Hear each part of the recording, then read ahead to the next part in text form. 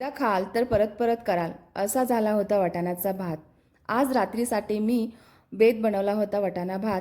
त्यासाठी लागणारे साहित्य 4 ते 5 हिरव्या मिरच्या, 10 ते 12 लसूण पाकळ्या आणि थोडंसं आलं हे सर्व खलबत्त्यात चेचून घेतलेलं आहे। आणि दुसरीकडे मी बाकीचं लागणारं साहित्य चिरून ठेवलेलं, त्यामध्ये होता कांदा, टोमॅटो, बटाटा, फ्लावर, गाजर, मटार आणि थोडेसे खडे मसाले आणि कढीपत्ता। एका कढईमध्ये ना थोडंसं तेल घेतलं, 1 ते 1.5 चमचे, त्यामध्ये खडे मसाला आणि कांदा टाकला आणि वरून थोडंसं मीठ घातलं, जेणेकरून कांदा लवकर मऊ होईल आणि भाजेल।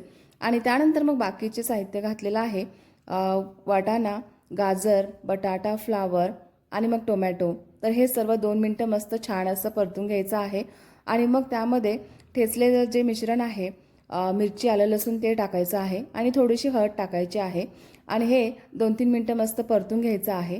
तर त्यानंतर ना यामध्ये तांदूळ ॲड करायचा आहे। मी इथे बासमती तांदूळ घेतलेला, स्वच्छ धुवून तांदूळ त्यामध्ये ॲड करायचा आहे आणि 2 मिनटं यामध्ये परतून त्यामध्ये ना पाणी ॲड करायचं आहे। गरम पाणी ॲड करू शकता किंवा थंड पाणी ॲड करू शकता।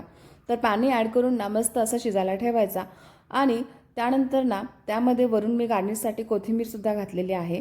तर हा जो राईस आहे खूप छान बनलेला, मी यामध्ये कोणताही बिर्याणी मसाला किंवा गरम मसाला ॲड केलेला नाही आहे। तर खूप छान चव झाली होती, तुम्हीसुद्धा ट्राय करा। यामध्ये ना लाल तिखट घालूनसुद्धा करू शकतो, तर ती वेगळी रेसिपी आहे।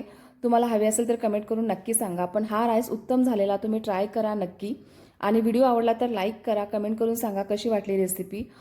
तर मी आज वाटाणा भातासोबत मस्त असं लिंबाचं लोणचं आणि सॅलड असा छान मस्त बेत झाला। आवडला तर लाईक करा आणि सबस्क्राईब करा।